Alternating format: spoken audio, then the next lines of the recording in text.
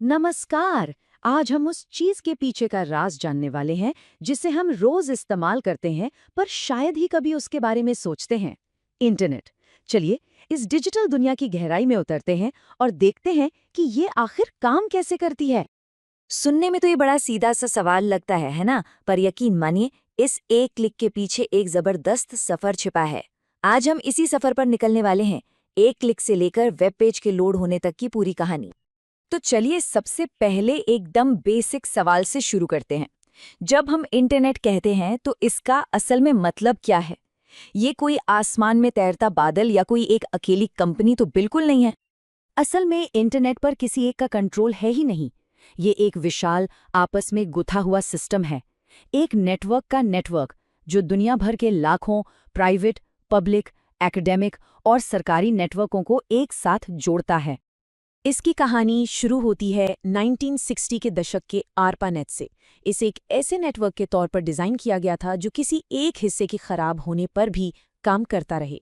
और यही जो रेजिलियंस है, जो मजबूती है, वही आज भी इंटरनेट की आत्मा है, जो अब फाइबर ऑप्टिक्स और वायरलेस लिंक के एक ग्लोबल जाल पर चलता है। इसे समझने का एक बहुत बढ़िया तरीका है। जरा पुराने जमाने के फ़ोन कॉल्स के बारे में सोचिए, जहाँ पूरी बातचीत के लिए एक लाइन रिजर्व हो जाती थी। इंटरनेट ऐसे काम नहीं करता। ये डेटा को पैकेट्स नाम के छोटे छोटे टुकड़ों में तोड़ देता है। हर पैकेट एक कुरियर पार्सल की तरह है, जो अपना रास्ता खुद ढूंढता है और मंजिल पर पहुंचकर बाकी पैकेट्स के साथ फिर से जुड़ जाता है। इसी कमाल की चीज को पैकेट स्विचिंग कहते हैं।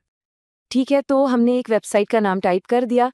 अब हमारे डेटा पैकेट को अपनी मंजिल तक पहुंचने के लिए एक पते की जरूरत है, और यहीं पर इंटरनेट की फोन बुक यानी डीएनएस काम आती है। डीएनएस का काम बहुत सीधा है पर बहुत ज़रूरी भी। ये हमारे लिए आसान नामों जैसे www.example.com को कंप्यूटर की भाषा यानी आईपी एड्रेस में बदलता है। ज़रा सोचिए, अगर ये न होता तो हमें हर वेबसाइट के लिए नंबरों की एक लंबी चौड़ी लिस्ट याद रखनी पड़ती। ये पता खोजने की प्रक्रिया कई स्टेप्स में होती है। सबसे पहले ब्राउज़र अपनी याददाश्त यानी अपने कैश में देखता है। अगर पता वहां नहीं मिला तो वो आईएसपी के सर्वर से पूछता है। वहां से ये सवाल रूट सर्वर, फिर टॉप लेवल डोमेन सर्वर और आखिर में उस वेबसाइट के ऑफिशियल सर्वर तक पहुंचता है, जो सही आईपी एड्रेस वापस भेजता है। और मजे की बात यह है कि ये सब पलक झपकने से भी कम समय में हो जाता है। तो अब हमारे पास आईपी एड्रेस है, हमारे डेटा पैकेट्स अपना सफ़र शुरू करने के लिए एकदम तैयार हैं। पर सवाल ये है कि वे असम में दुनिया भर में घूमते कैसे हैं। इसे आप एक रोड सिस्टम की तरह सोच सकते हैं। हमारा आईएसपी जैसे जियो या एयरटेल वो लोकल सड़क है जो हमें इंटरनेट से जोड़ती है। फिर आते हैं टियर 1 नेटवर्क्स, जो दुनिया के हाईवे हैं, जो सारा हेवी ट्रैफिक संभालते हैं। और महाद्वीपों को जोड़ने वाले पुल, वो है समुद्र के नीचे बिछी हुई हजारों किलोमीटर लंबी फाइबर केबल्स। और ये आंकड़ा सच में चौंकाने वाला है। 95% से ज्यादा इंटरनेशनल डेटा सैटेलाइट से नहीं बल्कि समुद्र के नीचे बिछी इन्हीं केबल्स के जरिए सफर करता है। ये अविश्वसनीय रूप से तेज और ज्यादा भरोसेमंद हैं। जैसे जैसे इंटरनेट बढ़ा, पुराने IPv4 पते, जो करीब 430 करोड़ थे, कम पड़ने लगे। इसीलिए IPv6 बनाया गया। ये 128 बिट का है, जो हमें इतने पते देता है कि हम शायद उन्हें कभी गिन भी नहीं पाएंगे। ये भविष्य के लिए इंटरनेट को तैयार करने जैसा है। तो इसे ऐसे समझ सकते हैं, आईपी एड्रेस हमारे घर के पते जैसा है, जो हमारे डिवाइस की यूनिक पहचान है। और राउटर एक पोस्ट ऑफिस की तरह काम करता है, जो हर डेटा पैकेट के लिए सबसे अच्छा रास्ता तय करता है ताकि वो अपनी सही मंजिल तक पहुंच सके। हमारे डेटा के सफ़र में अब तक हमने फिजिकल इंफ्रास्ट्रक्चर और पतों की बात की। अब उन नियमों और प्रोटोकॉल्स के बारे में बात करते हैं जो ये पक्का करते हैं कि डेटा सही और सुरक्षित तरीके से पहुंचे। देखिए, नेटवर्किंग को समझने के लिए विशेषज्ञ एक 7 लेयर वाले OSI मॉडल का इस्तेमाल करते हैं, जो एक कंसेप्चुअल मॉडल है। लेकिन असल में जो इंटरनेट चलता है वो एक ज्यादा प्रैक्टिकल 4 लेयर वाले TCP/IP मॉडल पर चलता है। ये बस एक तरीका है जिससे ये तय होता है कि डेटा को अलग अलग स्टेजेस में कैसे हैंडल किया जाएगा। कोई भी डेटा भेजने से पहले एक भरोसेमंद कनेक्शन बनाना जरूरी होता है। ये होता है TCP 3-वे हैंडशेक से।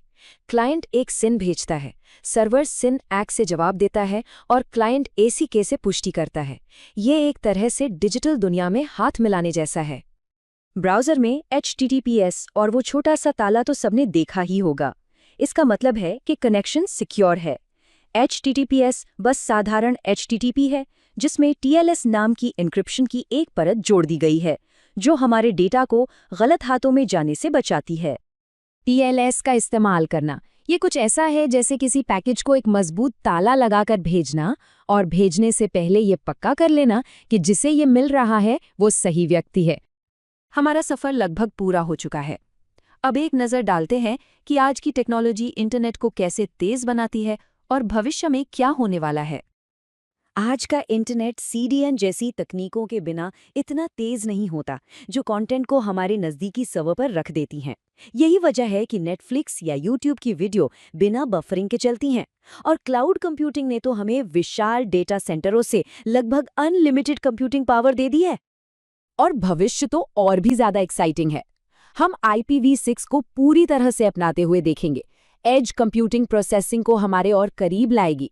5G और 6G स्पीड की परिभाषा बदल देंगे और AI नेटवर्क्स को पहले से भी कहीं ज़्यादा स्मार्ट और एफिशिएंट बना देगा। और आखिर में ये सब इस एक शक्तिशाली विचार पर आके खत्म होता है। इंटरनेट सिर्फ केबल और प्रोटोकॉल का एक कलेक्शन नहीं है। ये वो नींव है जिस पर हमारी आज की पूरी डिजिटल सभ्यता बनी है। इसे समझना हमारे आज के समय को समझना है। हमारे साथ जुड़ने के लिए धन्यवाद।